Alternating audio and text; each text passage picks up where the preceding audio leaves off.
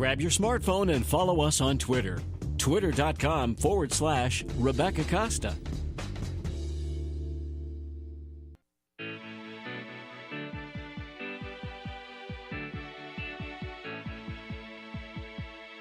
Welcome back to the Costa Report. This is Rebecca Costa, and my guest today is technology entrepreneur and a former colleague of mine, Mr. John McAfee. And before the break, you were describing your new venture designed to ensure our privacy on the Internet. So why hasn't anyone else developed this technology? I mean, when you think about it, it's a sure success, isn't it? Well, I think it's because, Rebecca, we've been used to the Internet so long that we think in terms of what we know. That is, a vast, fast backbone that connects everyone in the world, which is marvelous, and we need that. But there are certain applications. For example, one of our applications is the equivalent of Craigslist, although it's a localized version. For example, imagine this. Here's how our application works. Let's say you decide you want a Mustang convertible, and so you pull up our app and say, I want a Mustang convertible, and it says, how far away? And it says, well, I'm only willing to walk 2 blocks. And it goes, okay, thank you. And then it goes back to sleep. Now, as you move around the city through the day, you go to work, you go to lunch or whatever, chances are, and by the way, on the other side, someone says, I have a Mustang convertible, here's the photograph, just like on Craigslist, and then they sit back. Let's say I say, I'm only going to walk 2 city blocks, and I go to lunch, and suddenly I get an alert, an alarm. I look at my iPhone, and it says, okay, 2 blocks from here is a Mustang convertible. Here's the photograph. Do you want to go look at it? And you say yes or no. If you say yes, it says make a right here and walk 30 seconds down the street. So it localizes the things that need to be localized. For example, if I'm on Craigslist, I want a Mustang, I have to first of all put my state, my city, and then spend all day calling people or emailing people. There's no contact between a person here until I get the alert and I say, yes, I want to see this. At that point, the other person is contacted saying, someone wants to come look at the car in 2 minutes. Are you around? Can they see it? And if so, you just walk over, you look at it, and you say yes or no. The same thing with everything you might use on Craigslist. It makes the task of finding something mindless. You just type in what you want, and you wait until the system finds it for you. You go look at it. You don't like it, you say no, and then it waits till you come close to another item. Now, more importantly, this entire transaction you described around the Mustang is private. No one else knows I'm doing this. They don't know where I'm going or what I'm doing. Not until you agree that you want to buy the thing, and then the person has to identify themselves, and you identify them to them. But nobody else. It's just you. It's nobody else's business. Right. Well, I think a lot of us feel that way, John. It's none of anybody else's business. And I don't want – look, I'm not doing anything wrong. But just the idea that someone's looking in on me creeps me out. And that's just enough for me. Well, it should creep you out because here's the question. Why does someone want to look in on you? Is it because they don't have a life themselves? Because they're trying to catch you doing something? Because they don't like you? Can I tell you something? It's the same reason I have drapes. Of course. I'm not walking around my house naked. Of course not. But I don't want people looking in my windows. To me, can't we have the drapes equivalent on the Internet? That's right. Well, unfortunately, even having drapes in your house now, Rebecca, is not going to prevent the NSA or any other government agency from watching you walk around your house naked if they want to. You know, they have backdoors into all of your software. They can turn on the camera on your laptop if it's open and watch you walk around the house. It's a frightening world. So, well, I will tell you what's more frightening is that anybody would want to look at a 60-year-old woman walking around her house naked. That's frightening. Well, let's get to the heart of the matter here. I feel sorry for them, and actually I should open my drapes, so they should see where they're all headed. Oh, amazing. I know. So listen, there are all kinds of rumors floating about where you're going to start this new venture. Now, I made a bet. I'm completely upfront on this radio program, and there were some rumors that you were looking at Vietnam and other. I can't believe anything I hear.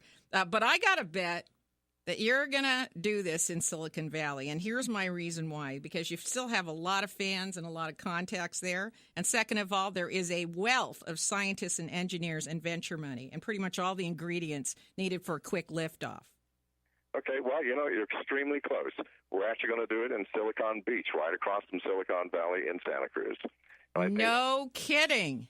Well, yeah, absolutely. Because those those talents and assets that live in Silicon Valley don't mind commuting over the hill because it's the reverse commute. And it's a nice environment to work in. I think it's less hectic, there's less traffic, the air is cleaner, and I like the ocean. So, in fact, we're planning on doing something, at least to start with, a little bit unique. I'm trying to find a couple of very old mansions close together with yards that we can convert into, office/temporary living space. Because especially with startups, if you're not working 18 hours a day, 7 days a week, you're not going to be very competitive. I got 2 words for you. What's that? Scotts Valley. Scotts Valley, beautiful place. No beautiful question. place, and there are campuses there with a lot of privacy, and it's right there off of Highway 17. I think that's a great place to go. And believe me, you'll have people flooding over from Silicon Valley to get out of that commute, and also for the opportunity to raise their families on the ocean. Who doesn't want to do that?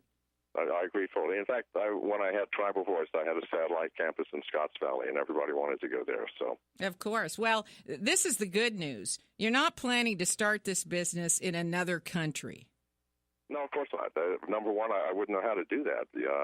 And number two, I couldn't possibly be competitive. Well, wait a minute. You had to learn a lesson about other countries. Right? You learned that lesson. You're not going to do that again. You're not going to leave the United States. Say you won't. Well, of course I won't. I have learned my lesson. I thought I was being smart by building an antibiotic company in the jungles of Belize, but all they do is wait around to see if you're going to be successful and steal it from you. Or if they get bored, they steal what you have beforehand.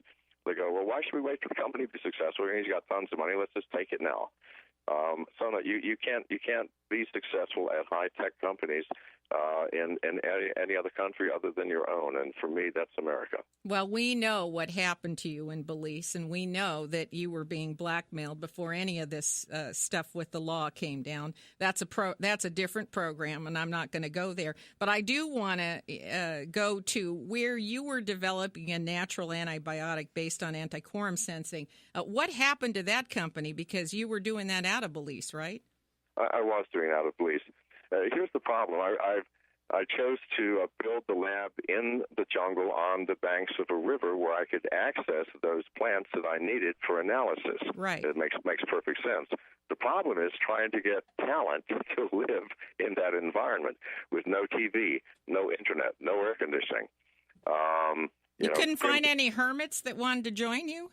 Well, it was very, very hard. And unfortunately, the type of talent that I needed were very, very high up the scale. A lot of Chinese people, for example. You try to get someone from China to come to a lab on a jungle river where there are mosquitoes and crocodiles and howler monkeys. Well, that's a difficult thing to do. You should have put out an ad for biologists. They all like living in tents with mosquitoes and monkeys. Yeah, that's true. Unfortunately, the biologists that I needed, they were very few and very far between, and most of them were researchers in academic institutions where they had tremendous benefits, including very, very short working hours and a comfortable environment. Yeah, well, that's not going to happen in a startup, as we know. No, so what happened to the company? What's the status of the company now? Well, I simply unwound the entire thing. I tried after the raid to keep it going, but it was just impossible. I just totally unwound it. It was a tragedy because someone will do what I did and probably be unfortunately one of the massive drug companies from Germany or someplace and make a huge success. But they will do it because they have the military backing of their own government to make sure that what happened to me does not happen to them. That's right. And antiquorum antibiotics are really going to be important to us as people start to encounter the resistances that they've developed. Absolutely. The nice thing with quorum sensing is you do not get that resistant strain. That's right. Because you're not actually killing the bacteria, you're just making them all deaf. So the ones that are immune they have no competitive advantage. That's right. And so it really is the answer to the problems that we've created with all these antibiotics and the fact that we're giving them to kids at such a young age. We have to take our last break. We'll be right back with John McAfee after these brief messages. You're listening to the Costa Report. This concludes Part 3 of Rebecca's interview with software giant John McAfee. Log on for Part 4 and get your copy of Rebecca's book, The Watchman's Rattle, at RebeccaCosta.com or your favorite bookseller today.